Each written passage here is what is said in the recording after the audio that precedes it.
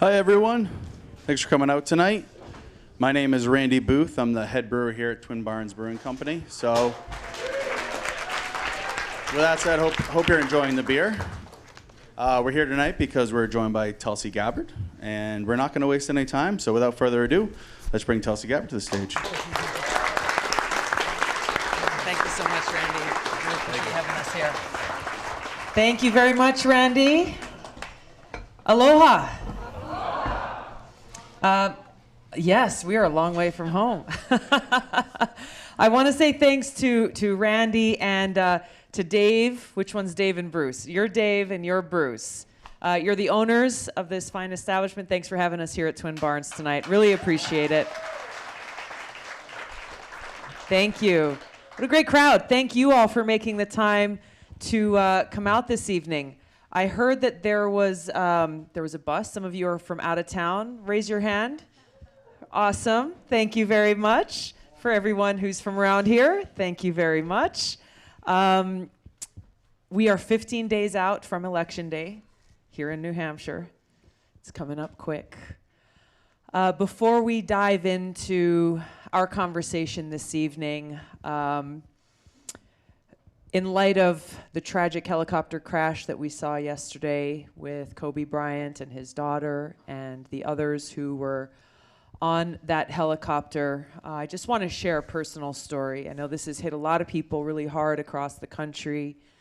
When I first was deployed to Iraq in 2005, it was January of that year.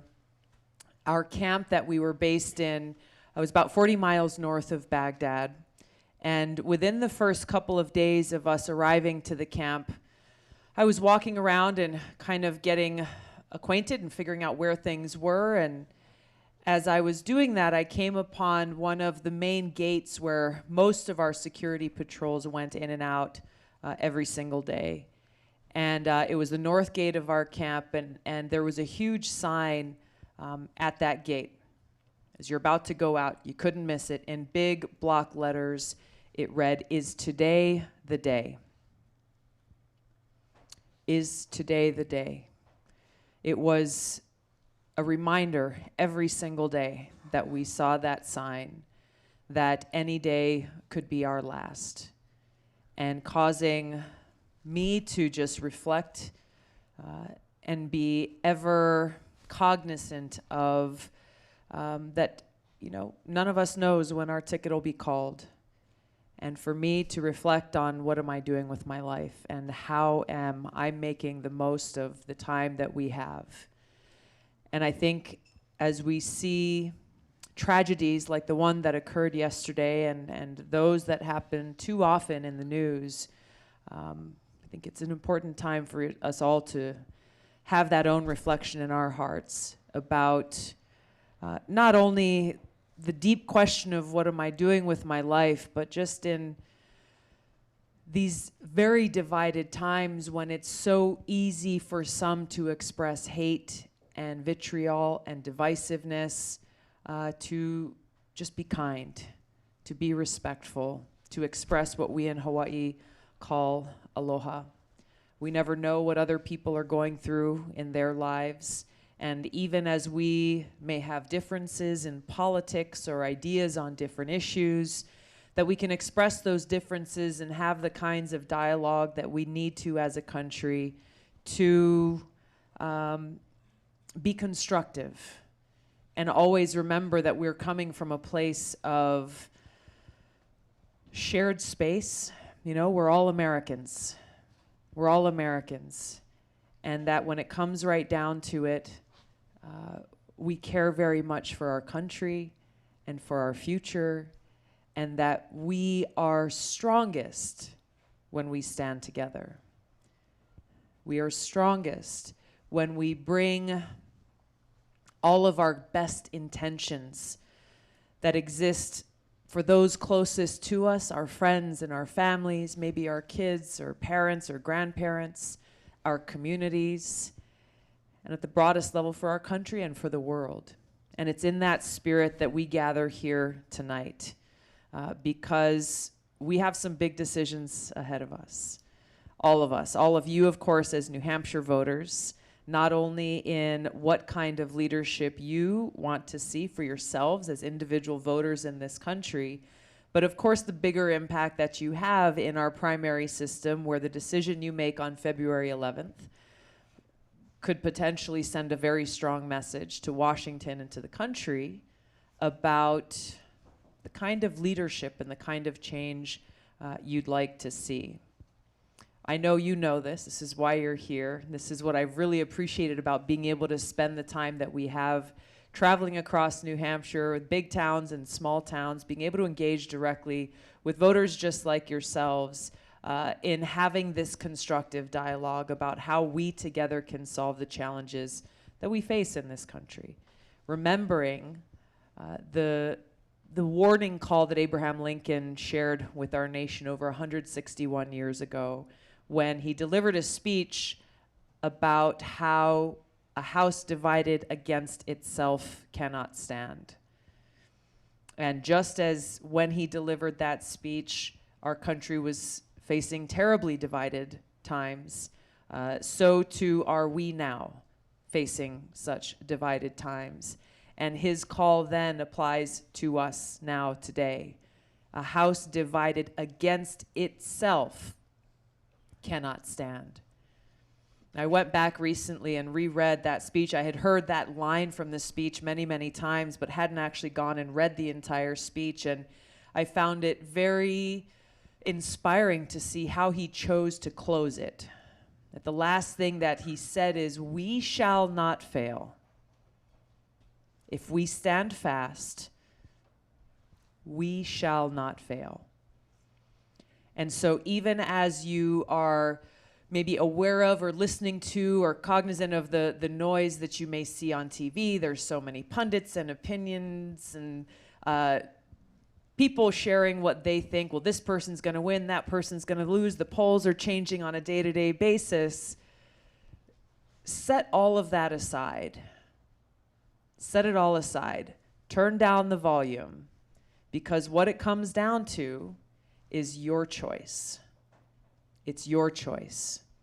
Every single one of you, not based on what some pundit says they believe who can win or who should win. It is your choice about what kind of leadership you want for our country, what you want our country to look like. And it's the actions that we take, yes, in voting, but it's the actions that we take every day to be that change in our own communities and to hold leaders accountable, to make sure that we really do have a government that is representative of our people. Because it's not something, in my view, that we've had for a long time. We've had a government of, by, and for the powerful elite. We've had a government that is thriving off of a pay-to-play culture in Washington, where if you've got a whole lot of money to pay for an expensive lobbyist to come and represent your interests, then you have a tremendous amount of influence on the laws and the policies that are passed. But if you don't, you can go knock on doors, maybe you'll have a few meetings, but really when it comes down to those decisions that are made, too often the voices of the people are not being heard. And that is the power that we have in our hands, that no matter how much money there is, no matter how much power there is, no matter how strong their voices may be, the power in this representative democracy lies in the hands of we the people. And that's something we must never forget. So for any of you who know people in your lives, as I'm sure all of us do, I certainly do, who say, you know what? I don't vote. I don't vote. Because the whole thing is broken, it's all screwed up, there's no way to fix it, my voice won't make a difference, they won't count my vote. I've heard every excuse under the sun. But I look back to the fight led by Dr. Martin Luther King and the many civil rights heroes who literally put their bodies on the line to fight for equality and the right to vote across the board for Americans. I think of the suffragette movement 100 years ago, where women put their bodies on the line, lifted their voices took on so much hardship to ensure that every one of us simply has a right to vote. And so it is not only an opportunity for us, I believe it is our responsibility to make sure that we exercise that right and make sure that leaders in Washington hear our voices. This is the best opportunity to be able to do so. How do we get things done? And this goes to, well, you know, Washington has broken the kind of dissatisfaction and frustration that I think is completely understandable. I totally get why people feel like they can't make a difference, because when you see the paralysis in Washington, you see it's one side versus the other side, one party against the other, decisions being made fully on a political calculation rather than one that's based on actually solving problems too often. You see one group unwilling to even work with the other. Maybe people are friendly in the hallways and will say, hi, how you doing, how's your family? But when it really comes right down to it, the decisions that are being made on the House floor, deciding what bills are allowed to come to the floor, are so often made purely based on how to either maintain power if you are the party in power, or if you're not, how to get that power back. And so in this power struggle, we see the challenges that are talked about in election after election after election are really never solved. You know, the last time we had a comprehensive immigration reform bill was decades ago. Just to be able to pass tax reform, you know, we had the recent bill that was passed. The last time it happened was decades before that. We've got so many things that really need to be fixed and addressed, and it shouldn't require one change in a generation. If we had folks coming together and actually putting country first, checking the partisanship at the door, we'd be able to get so much done. So much done. We'd actually be able to solve problems, get to the root cause of problems that we face, come together and bring maybe very different ideas forward on how we solve those problems, but make progress towards doing that. I was elected in 2012, first to Congress. I was one of 84 members elected that year, 50 Democrats and 34 Republicans. And there was a very strong Republican majority at the time, and I had immediately to figure out how I was going to get things done in a hyper-partisan Congress, in a very divided Congress, at a time when I was told by experienced people in Washington that I would not even be able to get a bill passed, so don't waste my time trying. That the best way that I could make an impact, the best way that I could serve my constituents was to give speeches on the House floor, maybe do interviews with the media, maximize and bring voice to their concerns, but legislatively, really, I didn't have any options because I'm a Democrat and the Republicans were in charge. This was something that I did not accept as a reality that I would have to abide by. And so started to think, okay, how can I build relationships? There's 433 people. We only have 2 members of Congress from Hawaii, so that's 433 people from all across the country that I needed to try to get to know and meet. And I started thinking about the best way to do that. And for me, I come from a wonderful place in Hawaii, but like every other place I've ever been in the country and in the world, there's one universal language that crosses all boundaries. Food. Plain and simple. Food. I called my mother in Hawaii and asked her if she would make 434 boxes of her amazing macadamia nut toffee. Every one of my new colleagues would very quickly become my friends. She agreed to do this. She understood why it was important. And then I asked for one more favor on top of that. I asked if she would make another 435 boxes of toffee, bigger, for the staff of every member of Congress. She took a breath. She said, honey, I think that might take me a little bit longer. But she was in. So she got to work in Hawaii. I was so grateful she was willing to do this. she started stirring 2 pots on the stove at the same time, chopping the macadamia nuts. My dad called and said, I just want you to know I'm helping Mom. I'm the official quality control guy, and I'm taking 1 piece out of every pan that she makes. Said, good job, Dad. I'm sure she appreciates it. And as they were doing that, I was in DC just starting to handwrite personal notes to every one of my new colleagues, just introducing myself and signing every one of these notes saying that I look forward to serving with you. We started to deliver these gifts of aloha, as I called them, and very quickly got responses. On the House floor, the only time when we are all physically in the same room together, I had leaders of chairmen of powerful committees, longtime serving members of Congress, people who I normally would not have the opportunity to meet, and maybe who would not have given me the time of day, actually coming and finding me on the House floor and just saying thank you. Many of them saying, Tulsi, I ate all the candy. Can I have more so I can take some home? Otherwise, I'm going to be in trouble. And then most importantly, just saying, tell me what's going on in Hawaii. Tell me what your constituents are worried about. What are some of the issues that you want to work on here as a member of Congress? Let's work together.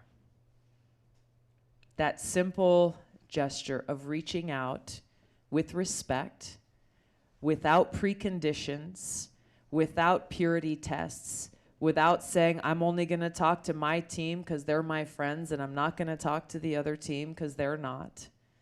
Reaching out and treating everyone with respect, person to person, created this incredible foundation of relationships that throughout my 7, now going on 8 years in Congress, have enabled me to be an effective public servant for my constituents and for our country, to pass legislation that people said was impossible to pass, to be able to get phone calls returned when my bills were coming up to the floor for a vote, where I could effectively make my pitch based on the substance of my legislation, saying, here's why I believe this is important for our country and why I need your support. It didn't always go my way. Sometimes the response was, okay, I hear you. I don't agree. Sorry, I can't support you on this one. Call me next time. Many other times the answer was, okay, hey, that makes sense. You have my support. Similarly, when my colleagues had bills coming up to the floor for a vote, they knew that they could count on me for giving them an open mind and asking them sincere questions and knowing that I would give them the consideration that they gave me. It's something that is so simple. It's something that when we think about it in our everyday lives, at work or at school or in our own family, is something that we do ourselves, right? You listen, you have a conversation, and even if it's a tough conversation, you work it out. You work it out. You find your way through. But unfortunately, this is not the culture of leadership we have in Washington today, and this is what needs to change.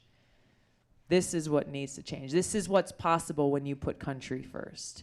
And this is the leadership that I'll bring as president, where immediately after taking the oath of office, I'll invite leaders from Congress to the White House to start to begin to establish this rapport, this relationship, this respect and trust, that even as we have differences, that when we put country first, we can get things done. What's the big deal? Wouldn't this be the first thing anyone would do? It makes headlines in Washington when leaders from Congress are invited to the White House, because it hardly ever happens. It's not just under this administration. It's been this way for as long as I've been there.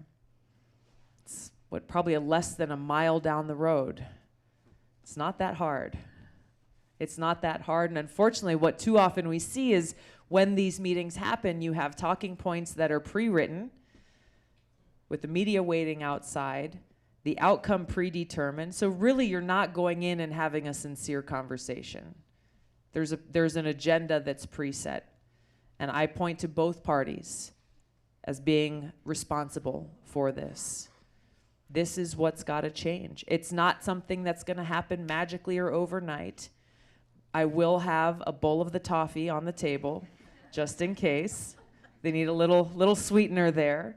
It's going to take time, and it's going to have to, it will require that change in leadership at the very top, and it will require a demand from you, from we the people as voters, that we expect more from our leaders, not to play the same old political games, but to take action, to put country first, to be willing to make some of these compromises so that even as none of us will get everything that we want, we will be able to move forward and make progress.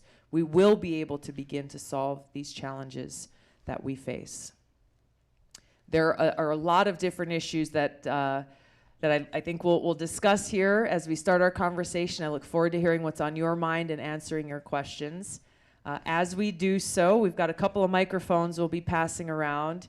The biggest announcement of the night is we have some of my mother's macadamia nut toffee here tonight. So they'll be passing. You were gonna ask, right? I know. I see. I learned because I first started sharing this story. We started this campaign. People started raising their hands. They're like, "Where's the toffee, Tulsi?" So I learned. See, so they're gonna be passing around some toffee. As she's doing that, I want to recognize one of your state representatives who's here today, State Representative Josh Adjutant. Won't you stand up, sir? He is also a fellow veteran. Thank you for your service. If you don't mind, I'd like to ask all of our veterans, if there are any other veterans or military families here, if you could stand and just let us recognize you and thank you for your service as well. Don't be shy. Yes, of course, spouses, families, thank you. Thank you very much. Thank you. Thank you for allowing us to recognize you. Thank you for your service. And yes, military spouses, families, and children, you sacrifice and serve our country right alongside your loved ones. Thank you very much. Are there any other elected officials here that I didn't see on the way in? All right. Well, let's open it up to start our conversation. Raise your hand if you would like to kick it off. Yes, ma'am. We'll start with you. Here, I got it, Vince. I got it. I might be kind of weaving a few things together. All right. Just hold the mic up a little closer. In the state of New Hampshire, we have some significant issues. We hear all about the stock market's doing great and the economy's doing great, and they're not here seeing what's happening to folks right in our backyards, especially the further north you go, the worse it gets. We're facing huge prescription drug price cost problems here. 1 out of 5 of our citizens are rationing their meds and not taking their prescribed doses and having some dire consequences to that. We keep hearing about potential cuts to Medicare. We've just recently heard, when the president was in Switzerland, talk of cutting Medicare and Social Security. That's very frightening when the average Social Security income of someone in our state is $1,300 a month. That doesn't go very far. And we have issues with, livable communities. People can't afford to stay in their homes as they age. So, it stacks up on itself and becomes a very untenable position for the citizens of our state. So take whatever bite of that you want while I have a bite of toffee. Okay, fair enough. And tell us what you would do if elected president to address some of those issues. Thank you. Thank you. Thank you so much, Beverly, and thanks to your ARP crew here, right in the front row. For those of you who don't see their shirts, their red shirts and jackets, it says "Stop Greed." Stop greed. That pretty much sums up getting to the heart of so many of the issues that you raised, Beverly, and the things that you're talking about that New Hampshire residents are experiencing, the challenges that people are struggling with, are reflective of the same challenges that people are struggling with across the country. That even as, yes, the economy has all these signs of doing well and improving, businesses are earning more and stock market is going up, it doesn't paint the whole picture. It doesn't tell the whole story of how many people in this country are really struggling paycheck to paycheck or living on a fixed income and very concerned about any unexpected emergency or expense, and also dealing with the thing you pointed out, this increasing cost of prescription drugs that, especially for those on a fixed income, how do you do the math and make it so that it works? Affordable housing. I think this is a major issue that is not being addressed, even though it is a national crisis. It's often talked about in states like mine, where I come from, in Hawaii, where the cost of living is incredibly high, maybe in some other big cities, New York City, San Francisco, and others. You know, you're paying $2,500 to rent a one or two bedroom apartment. But the reality is that even as the price point may be lower in other communities, the affordable housing shortage is affecting both rural and small towns and communities, just as it is some of our biggest cities. This is a national crisis, and as president, I would treat it with the urgency that it deserves, building partnerships between the federal, state, and local levels of government. I served in the city council before I ran for Congress, and am very keenly aware of the work that's done at the local level to be able to address this, and building partnerships with the private sector to be able to encourage and invest in rapid development of truly affordable housing units. Part of this is re-looking at the equation that the federal government uses to define affordable, because so often it's not affordable. So they can check the block and say, well, look, we've built and invested in so many affordable housing units, but really the people who need them the most are not able to get in because they're really not truly affordable. This links a little bit to Social Security. I'll segue into Social Security. You got a lot. I don't know if I'll be able to cover them all, but I'll touch on Social Security, because this is something that, of course, is affecting those who are reliant on Social Security as maybe the primary source of income. But I get questions from kids in high school and in college.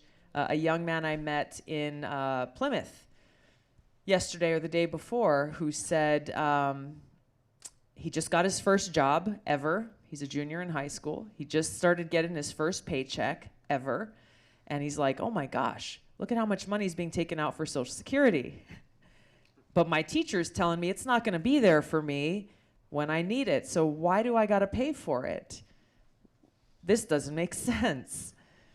And he's right in a lot of ways. It doesn't. And so two immediate things that I think will help to ensure the longevity of Social Security, as well as look at expanding it, because as you pointed out, the Social Security payments and the very minor cost of living adjustments that go along with that don't begin to match the true cost of living that people are dealing with, is number one, enacting it into law that Social Security fund will not be rated for any other purpose.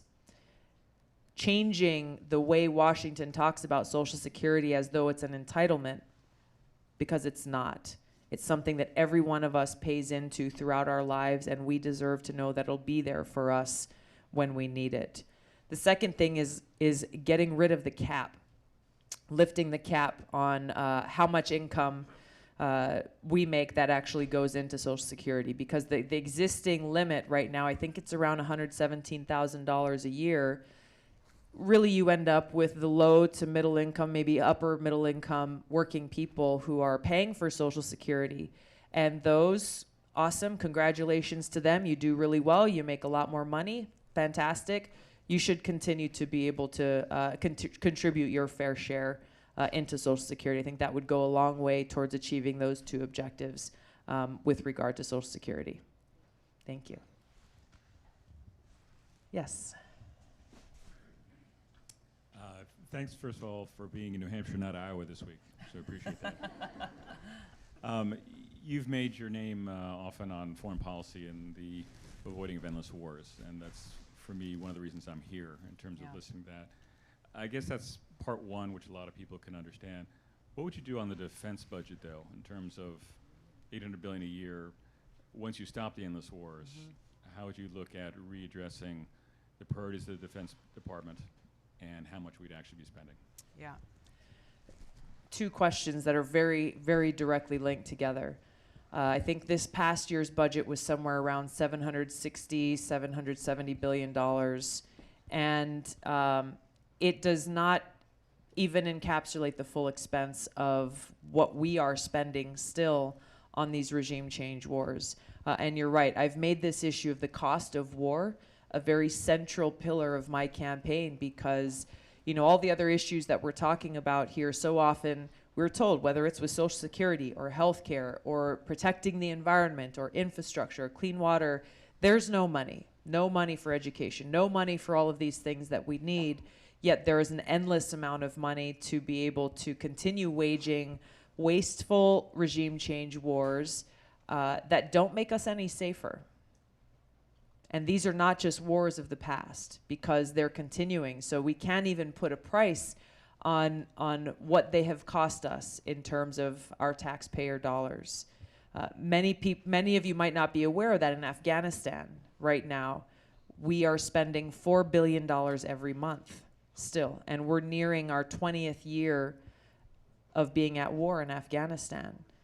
And our own leaders, the Afghanistan papers that were recently released through the Washington Post reveal that across 3 administrations, both uniform and civilian leaders at the highest levels in our government privately couldn't answer the question about why we were still there. Why are we still sending our men and women in uniform there? What purpose? What's the objective? What does victory look like?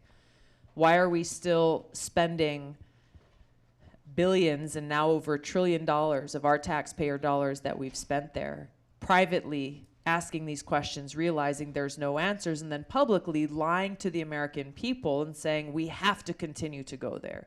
We have to continue to send our troops there. That victory is right around the corner, but never being able to say what that even looks like. $4 billion every month. That's $5.5 million per hour. Per hour. And the dollars that are being spent there go beyond the Department of Defense budget. You have the Overseas Contingency Operating Fund, which is a slush fund that the Defense Department can use that doesn't have a lot of the limitations and authorities that their annual budget has. You have the funds that are going out through the State Department, through the USDA, through many different federal agencies that in the situation in Afghanistan are really going to prop up a corrupt government and line the pockets of big, expensive contractors in the military-industrial complex. And it's coming out of our pockets and out of our communities. I mention this because I think it's hard for us to capture exactly how much we're spending and to put a dollar on it today. Eventually we will, as we examine what all of these expenses are in detail and assess what is really necessary. What we really have to do is assess what is necessary for our country's national security interests. When we look at from the wars, the regime change wars in Iraq and Syria and Libya, this ongoing war in Afghanistan, we see how these wars have not made us any safer and have not served our country's national security interests. And we see how terrorist groups like Al-Qaeda are stronger today than they were when they launched the attack on our country on 9/11. And so that's the objective and the assessment that I would make in the decisions about what programs, which deployments, what bases are helping us meet that objective. Central to this is really truly being able to audit the Department of Defense. This is something that we've passed legislation in Congress to do through the Armed Services Committee. We've put deadlines in place, and yet we've still failed, the Department of Defense has still failed to comply with this mandate of really truly having an audit. There was a partial one that was done, which really showed there was a huge amount of money that the Department of Defense could not account for. They had no accountability over it. So making sure that we have that audit, which includes auditing the contracting system within the Department of Defense that fails to hold contractors accountable when, you know, we spend a multi-billion-dollar contract and they fail to meet the deadline. We see delays, they're going over budget, and then maybe whether it's a ship or a plane or some other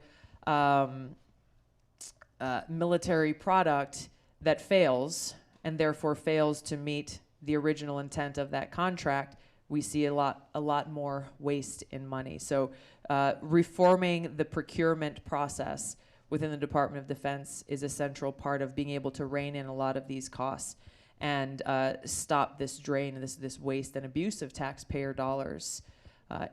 I've been asked many times, well, how much would your Defense Department budget be? And I don't like to throw out an arbitrary number. I know that we are spending far more than we need to now to ensure we have an effective, strong, and capable military to protect and defend our nation. But it will require a deep dive into saying both our expenditures across outside of the United States, as well as looking at where we're spending our money now to get those priorities straight.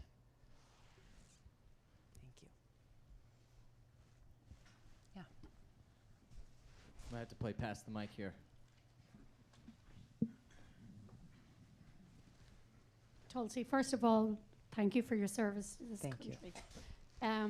I came here as an illegal immigrant back in 1986, and I am proud to be an American, and I vote every year. Good. And we need more people like you. Thank you.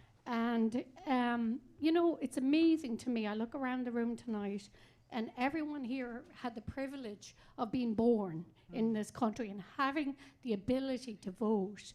But when you come here as somebody who fights for what you believe in, it's amazing.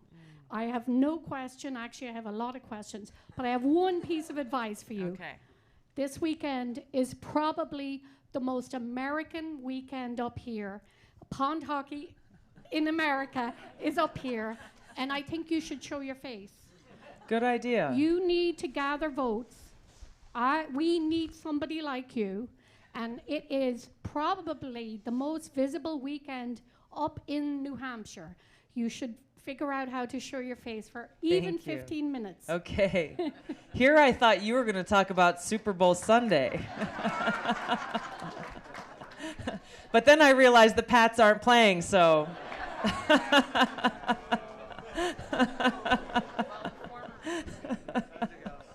Thank you. Thank you very much, and thanks for being here.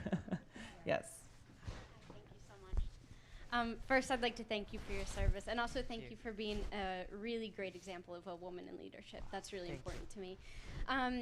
In New Hampshire, this is a question regarding charter schools. I do work at a public charter school, and kind of the charter school scene in New Hampshire is still very new, and there's a lot of divided opinions around them. But I'd like to know kind of your thoughts around how can we be supporting these public charter schools who are doing good things for the community, and the ones who are not cherry picking their students or who are working really hard to improve education for those students who just didn't do so well in a larger traditional school, whatever the case may be. But there are some really wonderful schools doing those kinds of things around here, and though it might not be the case for all, in my experience, that is what I've seen, and I'd love to just hear some of your ideas around that. You're Thank a teacher you so there? I'm the assistant director. Awesome. Thank you very much. Yeah, you know, this is an unfortunate battle that we see where some people try to pit public schools versus public charter schools as though we're not actually just serving the same community and the kids. We have experience with this in my home state of Hawaii as well for quite some time. And I think the issue is usually the concern that comes from funding. That, well, if you have a public charter school, then you're taking those funds away from the other schools that are already in the community, which really should not be the case.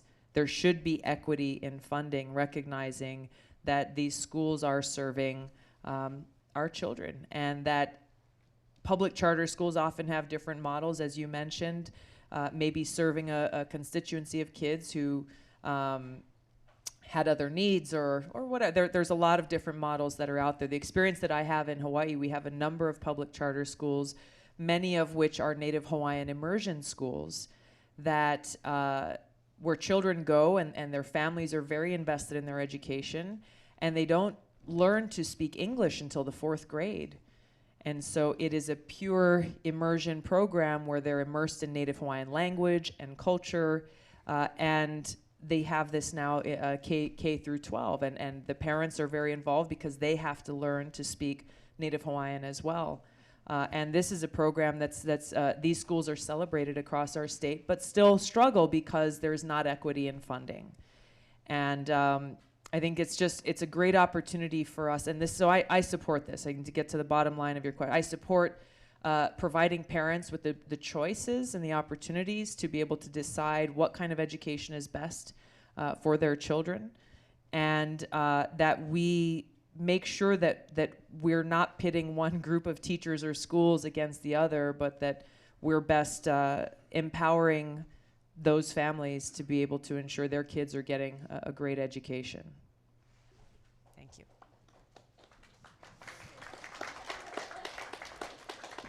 Yes, I'll pass. Oh, here you go, right behind you there. Hi, and I thank you too for your service. Thank you so much. I have a lot of family in the service as well. Awesome. My question is about student loans. Yeah. I have 3 kids that all went to college, who are all now trying to live on their own and are struggling so bad to try to even make a payment, Yeah. let alone fulfill Yeah. the loans that they have. So I just wanted your thoughts on that, on how, yeah, I mean, they're thinking about trying to fix this problem. At least take all the interest away that they just keep adding on when they can't even pay what they've got. And that's the problem, right? And I've got a lot of friends who every month the payments they're making are just towards the interest, which leaves you wondering, how do you ever pay down the principal of those loans, especially when the interest rates continue to increase? Your children are not alone, as you know. Across the country, this is a generational crisis and burden that it's hard to see the light of day. You'll hear some of the candidates talking about how they would wipe out everyone's student debt across the country. As wonderful as that sounds, that's not an approach that I would support, because it doesn't actually deal with the root cause of the problem, and it doesn't help us as a country solve what happens to the kids who are graduating next year, or in 5 years, or in 10 years. We've got to actually deal with this incredibly high increasing costs of college tuition, number one. Any university that we're spending public funds on, there needs to be some accountability and audits there to see why tuitions are increasing incrementally every year, but we're not seeing maybe the commensurate outcome where kids are graduating. They may have more debt, but they're getting great jobs where they can pay down that debt. That's not the experience of most people in the country. Something that I would advocate for as president, but I'm advocating for and working on now in Congress, is making it so that student debt is treated in the same way that any other debt in our country is when it comes to bankruptcy. So if any of your kids wanted to, or they were in a position where they felt like they had no other way and filed for bankruptcy, they would still have to carry that student debt under current law. That's not right, because it provides, it doesn't provide for that accountability to those financial institutions who are kind of giving out these loans to anyone and everyone for every amount in the first place. And the second thing is, higher education should not be and these loans should not be a profit-making industry where these interest rates are continuing to increase. Whether those loans are coming from the government or they're coming from the private sector, we should not have these charges of interest on these loans. Make it possible to be able to repay them. I've also noticed, like on the family, the Parent Plus loans that they have. Like I said, I had, it was up to my 3rd child. And at that time, financially, we weren't in a good place. So I still applied for it, thinking she would get the grants that she would be entitled to, and they still approved me, even though I really was not in a position to get that loan or afford it. Right. And I didn't even have good credit at that time. So it's almost like I feel like, did this become a game? Like, we're just going to give it to her so she can't get that? It just, to me, was like, all right, she could have gotten some grants. Yeah. And should have, but because they allowed me to get the loan, she couldn't get them. Interesting. So That- there's something fishy there in my Yeah. mind Yeah. that, I'm sure a lot of other people have seen as well. Yeah.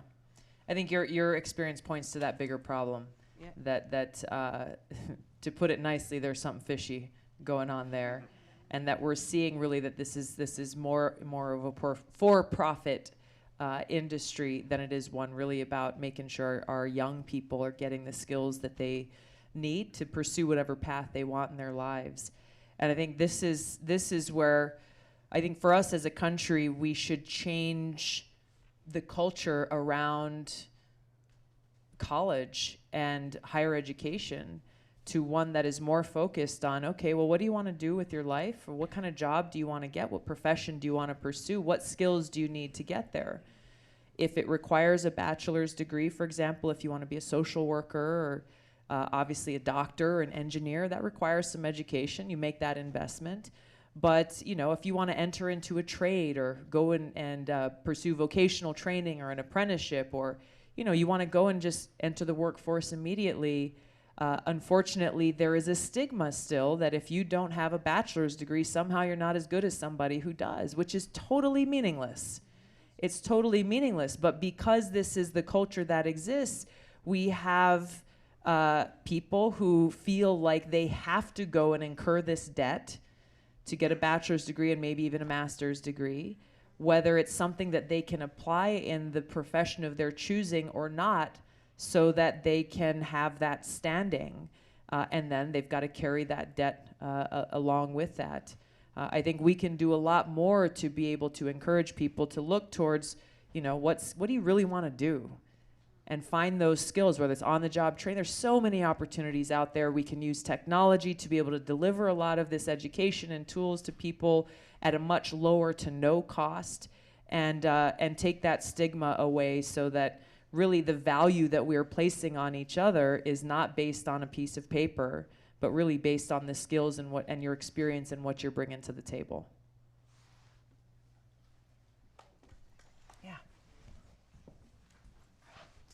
There. Hi. I work for a bank, and we are extremely regulated, regulated.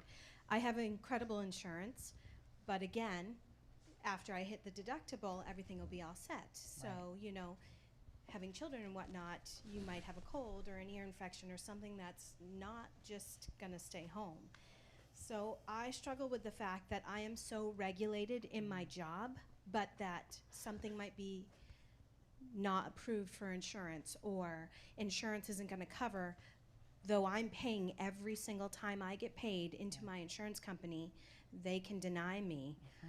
What are your thoughts on the insurance and that kind of, should there be regulations? Yeah. What are your plans? What can I ask what your deductible is? It's $6,480 on a family plan. Wow. So if it was not a family plan, it would be a $5,000 deductible singly. Right.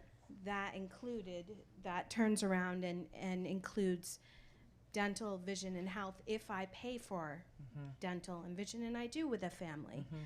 So Because you have to. you have to. So you do get that once a year cleaning, Right. Once you're physical. But my husband had his hip replaced 2 years ago. We're still paying for that. Wow.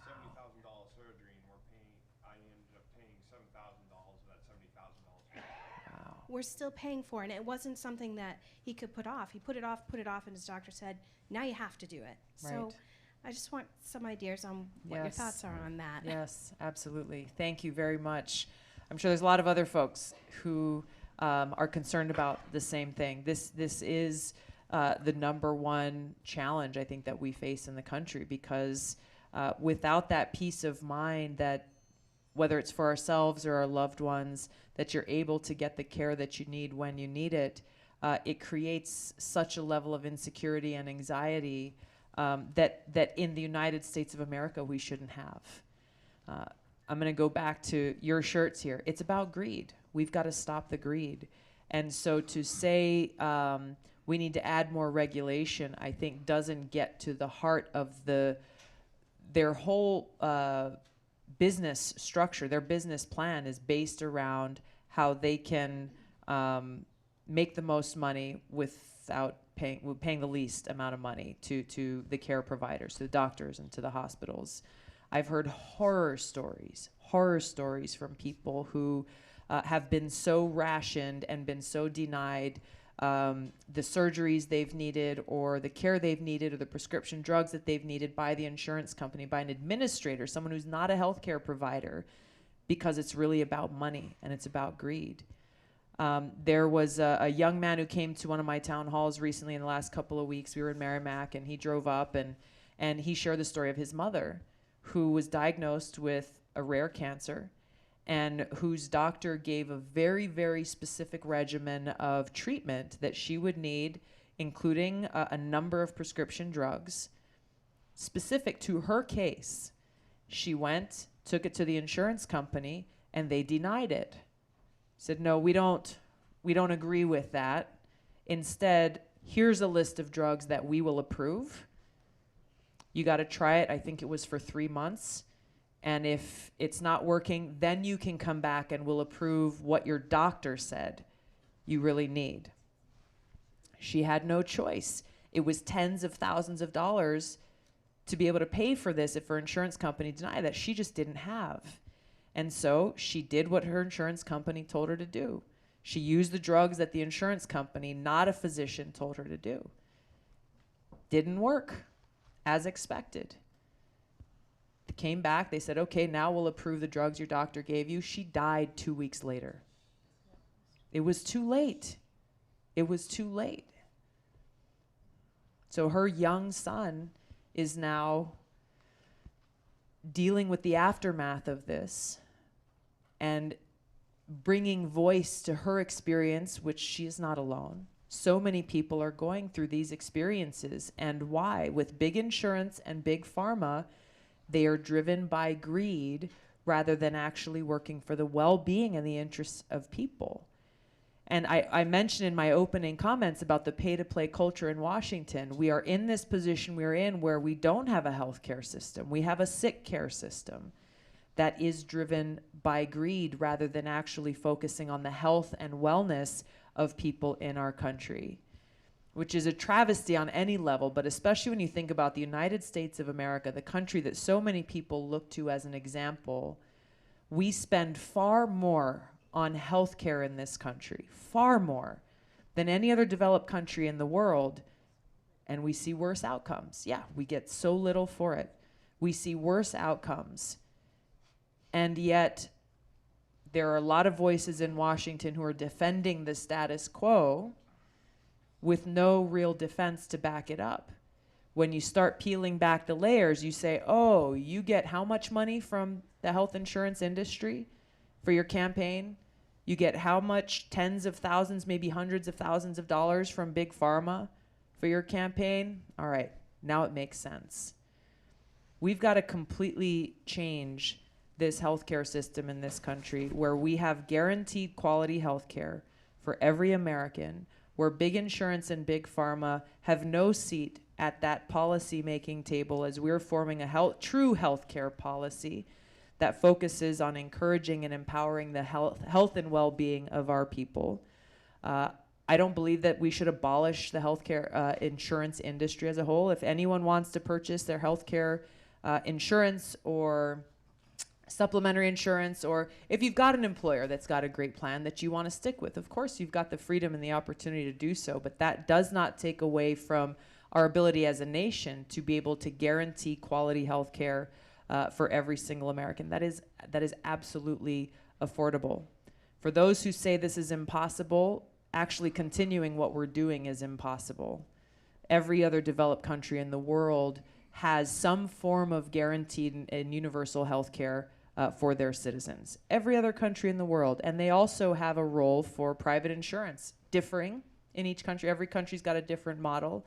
But we've seen how other countries like Australia, for example, have this system in place where every single person there has their health care card that they can go and get the care they need and from the doctor that they choose, while still having the choice there for some who want to purchase in the private sector, which is fine. They spend less on their health care and they see better outcomes. And this is the change that I would work towards with Congress to be able to accomplish. This is unfortunately an issue that's often cast as a right versus left. Are you a socialist? Are you a capitalist? And all this rhetoric goes back and forth. And as these battles are continuing, people are suffering. People are suffering because of this very problem that greed is what is driving our healthcare policy rather than health, the health of our people. Thank you. We have time for one last question. Sorry, we'll go right back here. Yes, sir. Tulsi, thank you for your service to our country. Thank you very much. Many months ago, I listened to Joe Rogan. And I said, oh, someone's running for president, Tulsi Gabbard. Never heard of you. And I figured I'd give you 15 minutes before I fell asleep. Well, I listened for the full 2 hours and 2.5 hours. Wow. You are an amazing person. And Thank you. What I don't understand is I grew up as a Democrat. You are everything the Democratic Party stands for. You're a young woman of color, you're articulate, you're bright, you're a four-term congressman, you are a veteran of this country. Why isn't the Democratic Party behind you?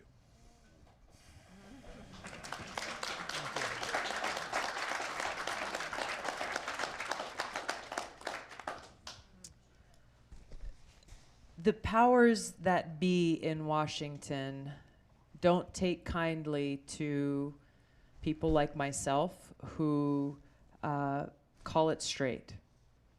I don't play the party games, and just as I am willing to call out Donald Trump when he does things that are damaging to our country, I was willing to do the same when there was a Democratic president in the White House. Just as President Obama, I thought, did some things that I agreed with and that were good for the country. Similarly with Trump, when he's done things that are good, I have said so publicly. I'm not willing to play the party games, and therefore can't be controlled by the people who are really about holding on to power, which is a disservice to the people across the country. It's a disservice to Democrats across the country, because the things that we're fighting for, the reason why I chose to become a Democrat back when I was 20 years old in Hawaii, really thinking about politics and the institutions for the first time in my life, I saw a party that at its core was a party that had a history of fighting for working people. It was a party that brought voice to the voiceless, that made sure that those who are working hard every day had a fair shot at the American dream, at opportunity and prosperity. It was a party that fought for peace. But I meet people every day who, like yourselves, who Democrats their whole lives, but feel that there is a disconnect that's there. And so this is something that I look forward to being able to lead the change on, both for my party as well as for our country, is to ensure that we have leaders in Washington who really are living out that vision that our founders had for us, that we really would have a government of, by, and for the people. That instead of, look, my campaign, we are a people-powered campaign, take no PAC or lobbyist contributions. And I think it's wrong that my party, the DNC, has made a choice that even as they're fighting to protect the environment, are taking a ton of money from the fossil fuel industry. It's this kind of hypocrisy that I think voters across the country are sick and tired of. Say what you mean what you say. Stand up for what you believe in and fight for it. Whether we agree on what those things are, that's America. We get to have those debates. We get to have those conversations. But enough of the backdoor deals, the pay-to-play politics. Let's make sure that we have leaders who are really fighting for the country, fighting for our future, fighting for our people. That's what I'm about. And if there are people who don't like that, then have a nice day. Thank you.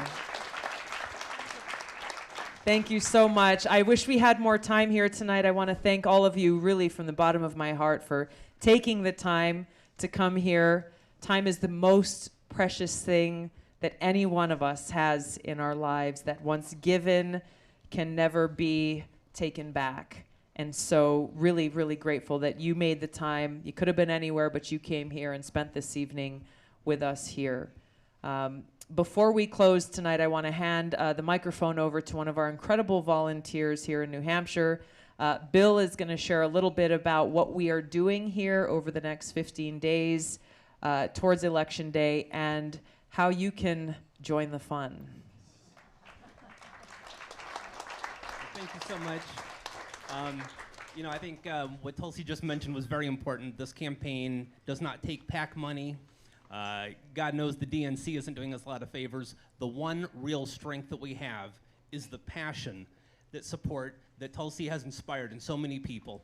And right now, some people are going to start handing out pledge cards. We're going to ask if you support Tulsi, if you want to see her message in the White House, we ask you to pledge to do at least one of 5 things that we believe will help you maximize your impact on this election and help us change the results and get Tulsi elected. First, we want you to take 5 minutes and post something on social media with the hashtag #StandWithTulsi. You know, CNN isn't out there beating the drums for us every day. We need us. We need to be the messengers. We need to get the word out. And social media is one great way that we can do that. Secondly, ask you to tag 5 people when you're posting on social media, because we really need conversation. We need dialogue. You can't just be making a speech to nobody. We have to have people listening too. Also, we ask you to give 5. Give $5 to the campaign. You can donate right over there at the table. They'll be happy to take cash, whatever. Every dollar helps, and so please do that. Also, find 5. Find 5 ways that you can volunteer. If you go to the website, tulsi2020.com, go to events, you'll see a whole list of ways that you can get involved. It could be everything from passing out flyers to doing a sign wave where you just stand at a crowded intersection, you wave a sign and you wave hello to people and get their attention. And you know, there are so many different ways. Find something that works for you. And finally, the last one, I think this is probably the most important one, vote with 5. When you go to the voting poll, take 5 people with you. Carpool. Get everybody out there because we need everybody voting. This is, you know, we can't have people staying home. Some people can't go to the polls. They don't have a car, whatever. Help them out. Give them a ride. So let's do this and let's win this for Tulsi. Thank you. Thank you, Bill. Thank you so much. Thank you. Really what this is about, though, is it's not about me. The choice that you make is not about my future, it's about yours. It's about our future as a country. And if you are sick and tired of this pay-to-play culture in Washington, I invite you to stand with me. If you are sick and tired of politicians who say one thing but do another, I invite you to stand with me. If you are sick and tired of our nation that does not have its priorities straight, with leaders that continue to carelessly send our troops into harm's way and spend our taxpayer dollars on regime change wars, a new Cold War, and nuclear arms race that does not make us any safer, I invite you to stand with me. The stakes are so high. We cannot afford to stand on the sidelines. In all the ways that Bill shared that you can help, I invite you to join us to get this message out there. If you are leaving tonight as a committed voter and supporter, I thank you and invite you to join us to make the biggest impact we can in 15 days. If you're leaving tonight and you're still undecided, you're still thinking through the decision that you'll have before you, I also ask you to share the conversation that we've had here tonight. Share the experience that we've had, some of the issues that we've raised, because we've seen in these elections, especially now, that it is only our voices that will make the difference. In the next week or so, CNN will be holding a number of presidential town halls here in New Hampshire leading up to Election Day. They've invited most presidential candidates to attend, to have a platform to share their views and their leadership, including those who are polling far less than I am in the polls, who've spent far less time here with voters in New Hampshire. But they've chosen not to allow me to have that platform. with no explanation, with no, they're not even returning our phone calls. So this again points to how much power you have to send a message, whether it's to the corporate media or to Washington, that they don't get to decide our elections. You do. You do. I'll show up for pond hockey. Absolutely.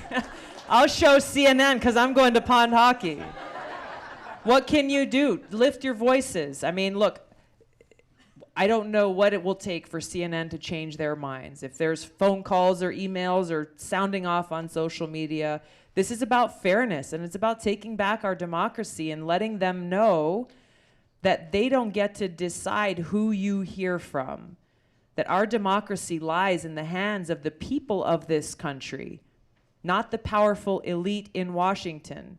So whether they change their minds or not, the biggest wake-up call that you can send to those who think that they have the power is on Election Day. And making your voices heard through the ballot box will send a powerful message across this country. And I invite you to stand with me to do that. Thank you very, very much. Thanks to our hosts here again tonight. Thank you both. We have our volunteer table here by the door, and I'll be able to stick around for a few minutes if anyone wants to come up and say hello or take a picture. I will be right here, and I think we'll start a line coming this way so we can have a good flow going out the door that way. Thank you all so much again. Have a wonderful night. Awesome. Yes, of course, of course.